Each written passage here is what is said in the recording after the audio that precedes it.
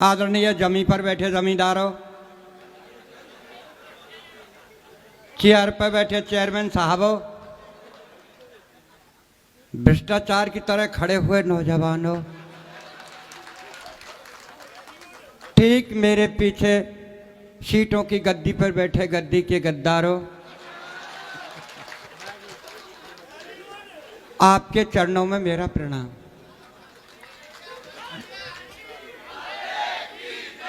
भाई साहब, मैं बहुत सीधा साधा कवि हूं।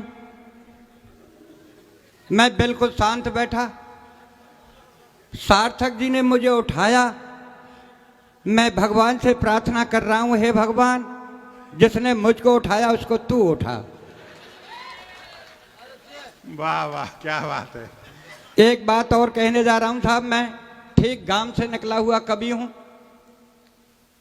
मैं मात्र 8वीं पास हूं। ये जितने कवि हैं बड़े विद्वान कवि हैं। किसी पीएचडी है, कोई एसटीजी है, कोई एमए, कोई बीएड है, पढ़ लिख के ने कोई तीर तो मार लियो कर कपताई रहे वो 8 पास मैं कर रहा हूं। एक बात और कहने जा रहा हूं साहब, बढ़िया भाई। कि मैं 8 पास कवि हूं। कोई अल्फाज मेरे मुंह से ऐसे निकल जाएं तो आप मुझे माफ कर देना साहब। तो माफ के अलावा आप मेरा करोगे ही क्या? मैं एक बात बताऊं साहब, जब मेरी सगाई नहीं हुई, शादी नहीं हुई, कोई नहीं आया, तो मैं बाबा निर्मल जी के यहाँ चले गया। हाय हाय, क्या। मैंने कहा बाबा मेरा कहीं से संबंध नहीं हो रहा है। बाबा ने कहा बेटा तेरे जेब में क्या है? मैंने बताया बाबा फोटो है। बोल बता किसका है? उनको बताया। मैंने कहा अरे बोले ये तो अटल बिहारी वाजपेयी का है। बोले इसको पटक दे। तो मैंने कहा बाबा क्या रखूं? बोल दिग्विजय सिंह को धर ले। भाई साहब, जिस दिन से दिग्विजय सिंह का फोटो रखो तमाम सगाई वाले आना शुरू हो गए। आमे चले जाएं, आमे चले जाएं साहब। एक दिन सगाई वाले जाने लगे, मेरे पिताजी ने उनको पूछा, बोले भाई साहब, बोला आपने लड़का देख लियो? तो सगाई बोले ठीक है हमने तो देख लियो, पर अब यहाँ को डॉक्टर को बताइयो। अरे डेगिया जी, आप एक बात बताएं, अगर फोटो दिग्विजय सिंह के से सगाई हो जाती तो राहुल गांधी ने पूरा ही रखा हुआ है। भाई राहुल गांधी का हो नहीं रहा है, उसमें एक कारण है। जब जब सोनिया जी भाषण करती हैं, जब यही बात कहती हैं कि बहु मत दो, तो राहुल बाबा को हुए कहां थे जब बहु मत दो ही के ही है। लीजिए साहब, मैं अपनी औकात पा रहा हूं। स्वागत है, स्वागत है। जब मैं घर से चला, मेरी धर्मपत्नी ने कहा कहां जा रहे हो? मैंने कहा मैं उत्तर प्रदेश नौझील जा रहा हूं। बोल ठीक है चले जाना, थोड़ा सा डिनर कर जाना। मैंने कि पगली डिनर शाम के भोजन को कहते हैं। घरवाली बोली शाम को इधर या तो है ही, और खासकर तेरे लिए रखे हो। बोल क्यों? बोल रात हम कुत्ता मुंह देगो, मुझे फेंकना पड़ता इसलिए आप डिनर ही कर जा। भाई साहब, मैं हुए बस अड्डे पे आया। कंडक्टर बुरी तरह चिल्ला रहा, बाबा कहां जाएगा, बाबा कहां जाएगा? मैंने गुस्से में कह दिया स्वर्ग जाऊंगा। ले चलेगा क्या? ड्राइवर बोले बोल बाबा आप मेरे पहिया के नीचे तो आ जाए, स्वर्ग पहुंचा दूं। मैंने गुस्से में कहा मैं ड्राइवर तेरे 64 दांतों को तोड़ दूंगा। कंडक्टर बोला बुड्ढे क्यों झूठ बोलता है, कहाँ इसके 64 दांत? में मुझे पता है, बीच में तू भी तो बोलेगा 32 तेरे और 32 यार। बहुत अच्छे भाई साहब, सार्थक जी उसी बस में थे, मुझे पता नहीं था सार्थक जी बैठे। भाई साहब, मैं जैसे ही बस में बैठा, मैंने सार्थक से कहा भाई साहब विकलांग हूं पैर से, सार्थक जी आप मुझे बैठ जान दो। मेरे से कहा पीछे जा। एक पीछे वाले मदन भी बैठे, उनसे कहा मैं बैठ जान दो। भाई आगे जा, भाई साहब आगे जा, पीछे जा। 15 मिनट हो गई, किसी ने बैठने को जगह नहीं दी। पर ड्राइवर बहुत अच्छा था, जाने कब से मेरे को देख रहा है। बोला बोल बाबा क्यों होते हो परेशान, आओ मेरे बोनट खाली है, बोनट पर बैठ जाओ। भाई साहब, मैं ड्राइवर के पास बोनट पर बैठ गया। बस चली, 3 किलोमीटर जाकर के रुकी। कारोई पेंट, कारी बुरसट, कारी चश्मा, देखने में सचमुच ऐसी लग रही थी करश्मा। भाई साहब, बस में चढ़ी, 1 मिनट खड़ी हुई। सार्थक जी बोले मैडम कब तक खड़ी रहोगी? मैं सरकता हूं, बैठ जाओ। कि नहीं नहीं आप रहने दो। फिर एक सज्जन ने कहा बोल मैं खड़ा होता हूं, बैठ जा। बोल नहीं, लेकिन भाई साहब सच बताऊं वो किसी के पास नहीं बैठी, और धीरे धीरे आके मेरे ही पास बोनट पर बैठी। भाई साहब, हंसने की बात नहीं है, हंसने की बात नहीं है, सब अपनी अपनी किस्मत का खेल है। भाई साहब, बस चली, थोड़ी दूर जाने के बाद बस खाली हुई, एक सवारी उतरी, बस सीट खाली हुई। मैं उस सीट पर जाकर के बैठ गया। मुझे बीड़ी पीने की आदत थी, मैं बीड़ी पी रहा था। उस बस में एक औरत थी, औरत के गोदी में बच्चा था। तो वो औरत मेरे से बोली, बोल बाबा आप पढ़े हो? मैंने कहा हाँ पढ़ा हूँ। बोल कितना? मैंने 8 पास किया है। तो बोल देख खिड़की के बगल में क्या लिखा है? भाई साहब बस में लिख रहा था बीड़ी पीना मना है। मैंने कहा बेटी इसमें तो ये लिख रहा है बीड़ी पीना मना है। तो जब आप बीड़ी पीना मना है फिर भी आप बीड़ी पी रहे हो? भाई साहब मैंने बीड़ी तुरंत फेंक दी और बैठ गया। थोड़ी दूर चलने के बाद वो बच्चा रोने लगा। वो अपने बच्चे को दूध पिलाने लगी। थोड़ी देर बाद मैंने कहा बेटी तू पढ़ी है? कहा। बोला हाँ बाबा मैंने तो एमए किया है। मैंने देख खिड़की के बगल में क्या लिख रहा है? तो उसमें लिख रहा था चलती बस में शरीर का कोई भी अंग बाहर ना निकालें। भाई साहब मुसाफिर बस अड्डे पे आया, एक भिखारी आया और मेरे से बोला बाबूजी बाबूजी। मैंने बोल क्या बात है? बोल 2 रुपए दे दो। मैंने क्या करेगा? बोल चाय पीऊंगा। अरे मैंने कम वक्त चाय 2 रुपए की आती है, चाय तो 5 रुपए की आती है। अगर मांगता तो मेरे से 5 रुपए मांगता। भाई साहब भिखारी का जवाब देखिए। भिखारी हाथ जोड़ के मेरे से बोला बाबूजी जाकी जैसी हैसियत होए हम बाप ऐसे ही पैसा मांगे। जाकी जैसी हैसियत होए हम बाप है ऐसे मैं सब ऐसे ही पैसे मांगे। तो मैंने कहा भिखारी से ठीक है भैया मेरी हैसियत ऐसी है। सार्थक जी माँ बैठे थे, मैंने तुरंत इनकी तरफ हाथ कर दिया। मैंने कहा भैया इनते ले ले। तो भाई साहब भिखारी ने सार्थक जी को ऊपर देखा और नीचे देखा और फिर हाथ जोड़ के वो भिखारी मेरे से बोला बाबूजी। मैं बोल क्या बात है? बोले खुदा ही भिखारी सो लग रहा है, हमको कहा देगो।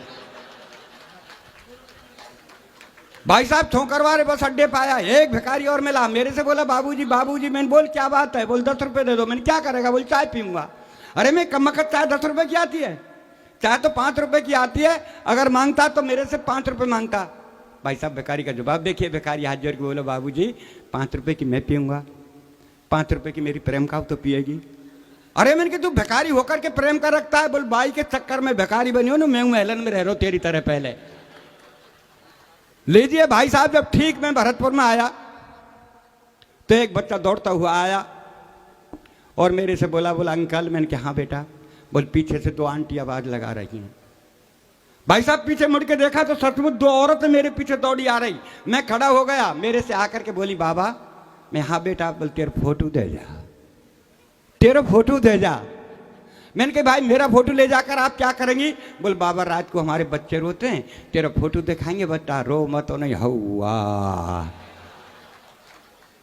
और भाई साहब जब ठीक मैं आपकी बस्ती में आया तो मुझे किसी ने नजर उठा करके नहीं देखा, पर एक डॉक्टर साहब ने जरूर देखा और बोले बोल बाबा कहाँ जा रहे हो? मैंने कहा साहब नौ झील में एक कब सम्मेलन है, मैं उसमें जा रहा हूँ। बोला आप कभी हो? मैंने कहा हाँ कभी हूँ। बोला आप क्या के कभी हो? आप तो बीमार हैं। अरे मैं डॉक्टर साहब मैं बीमार नहीं हूँ। बोले मैं डॉक्टर हूँ, मेरा विश्वास कर। आप में खून देंगे, आप खून चेक करा लो। मैं डॉक्टर साहब जब खून ही ना है तो चेक क्या कराऊंगा? बोला आप अपना ब्लड प्रेशर चेक करा लो। मैं डॉक्टर साहब जब ब्लड ही नहीं है तो प्रेशर कहाँ से होगा? और मैं डॉक्टर साहब ब्लड प्रेशर के बारे में मैं खूब जानता हूँ। जब मैं हाई स्कूल में पढ़ता था मेरा ब्लड हाई था और इंटर किया तो मध्यम रह गया। और ज्यादा नाते घरवाली घर में आई है डॉक्टर साहब, वादा नाते लो चल रहा है। अब भाई साहब अच्छा लगा तो एक बार ताली बजा जाते मुझे और भी थोड़े अच्छा। लेकिन भाई साहब मैंने जिस दिन से लो चल रहा है, मैं डॉक्टर की सिरंज को तोड़ा।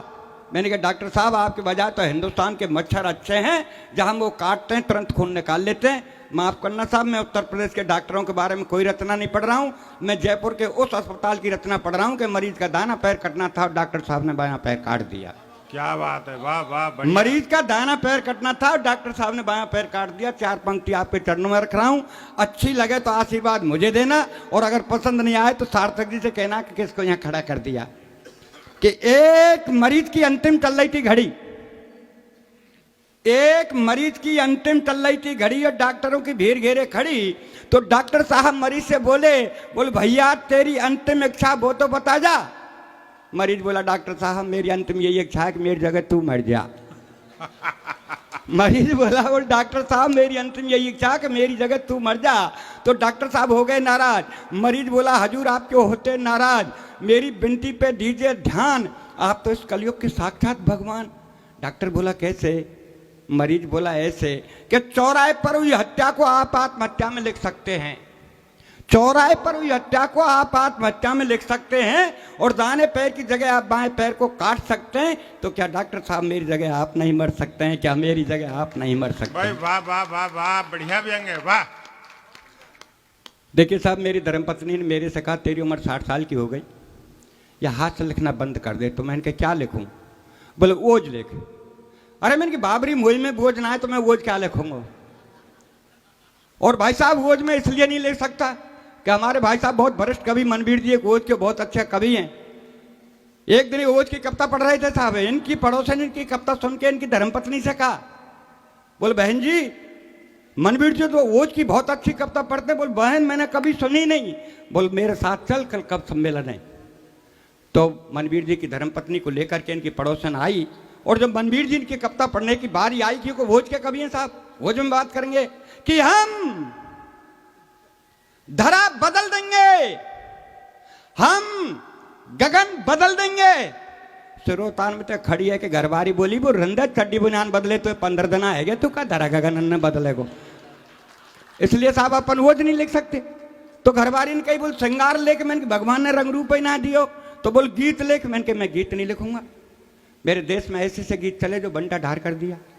भाई साहब मैं छोटा था, मेरे बाबा कहते गीत गा। भाई साहब मैं गीत गाता, काना बरसाने में आ जाइयो बोला गई राधा प्यारी, काना बरसाने में आ जाइयो बोला गई राधा प्यारी। और आज मेरे नाती से कहूं कि बेटा गीत गा, तो पता है नाती क्या गाता है?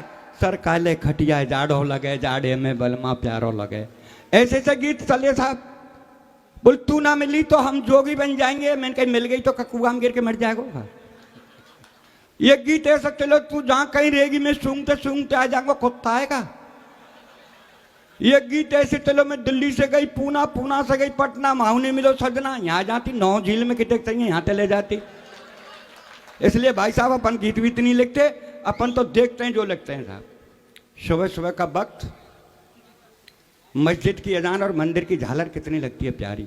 सुबह सुबह का वक्त मस्जिद की अजान और मंदिर की झालर कितनी लगती है प्यारी।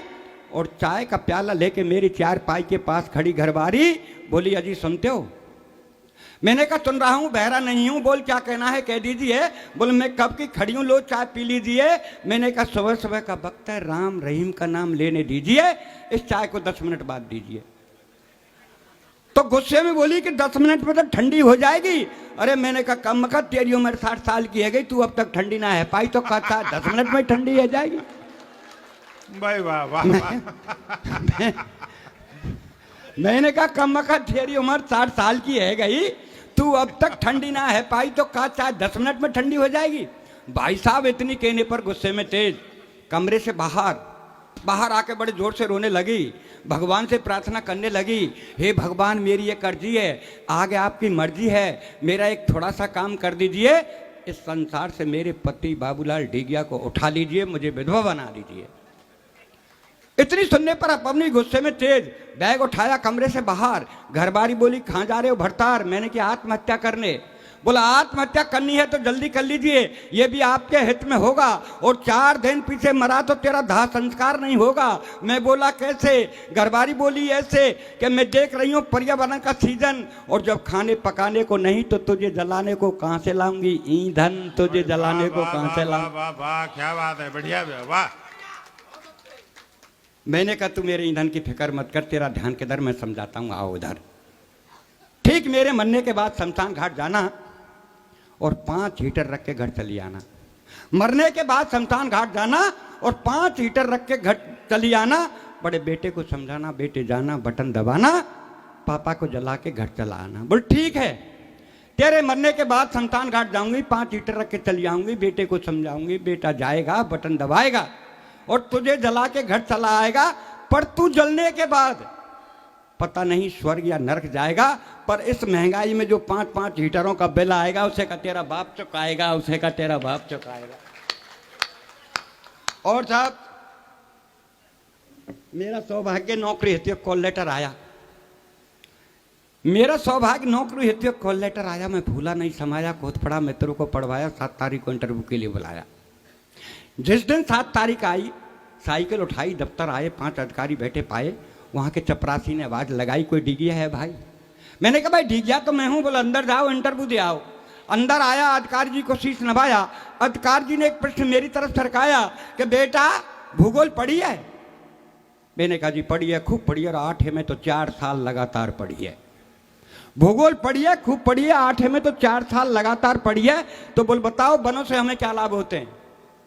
मैंने कहा हजूर वनों से हमें बहुत लाभ होते हैं, वन हमारे बहुत काम आते हैं। चोरी डकैती अपहरण और बलात्कार करके वनों में तो छिप जाते हैं। वाह वाह, क्या बात है, वाह। वन हमारे बहुत काम आते हैं, चोरी डकैती अपहरण और बलात्कार करके वनों में छिप जाते हैं और पुलिस की धरपकड़ से बच जाते हैं, तो वीरप्पन का चलाई वीरप्पन के बाप बन जाते हैं। हजूर वन हमारे बहुत काम आते हैं, वन हमारे बहुत काम आते हैं। वाह वाह। दूसरे अधिकारी ने बुलाया, उसने भी यही प्रश्न आगे सरकाया। बोल बेटा पुलिस की धरपकड़ से बच जाते हैं, वीरप्पन के बाप बन जाते हैं और पुलिस की पकड़ में आ जाते हैं तब? मैंने कहा हजूर पिटते हैं जब, और 3 साल पीछे आत्मसमर्पण करते हैं, 4थी साल पर सीधे दिल्ली की सीट पर बैठ जाते हैं। हजूर वन हमारे बहुत काम आते हैं, वन हमारे बहुत काम आते हैं। भाई वाह, बहुत अच्छे, बढ़िया व्यंग है बाबूलाल जी। तीसरे अधिकारी ने बुलाया, उसने भी एक प्रश्न और सरकाया कि बेटा हिंदी के बारे में जानते हैं? मैंने कहा साहब हिंदुस्तान में रहते हैं, हिंदी को राष्ट्रभाषा मानते हैं, हिंदी के बारे में खूब जानते हैं। तो बोल बताओ ये गंगा कहाँ से आती है और कहाँ तक जाती है? गंगा कहाँ से आती है और कहाँ तक जाती है?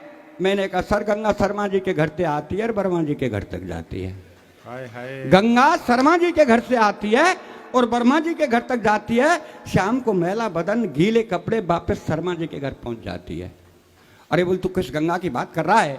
मैं उस गंगा की बात कर रहा हूं जो हिमालय पर्वत से निकल बंगाल की खाड़ियों में गिरती है, दिन भर पापियों का पाप धोती है। मैंने कहा हाँ हजूर वो गंगा पापियों का पाप धोती होगी, पर ये गंगा जब सुबह सुबह शर्मा जी के घर से वर्मा जी के घर तक आती है तो दिन भर झूठे बर्तन और मैले कपड़े इस पेट की खातिर धोती है, वो इस पेट की खातिर धोती है।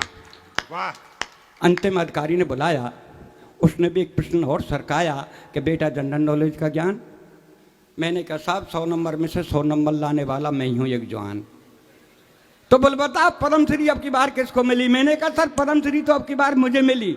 बोल पद्मश्री आपको? मैंने कहा जी हाँ। बोल कैसे? मैंने कहा ऐसे सर बैसाख में मेरी शादी हुई थी, मेरी धर्मपत्नी का नाम पद्मश्री है इसलिए मुझे मिली, पिछले साल का पता नहीं जाने किसको मिली।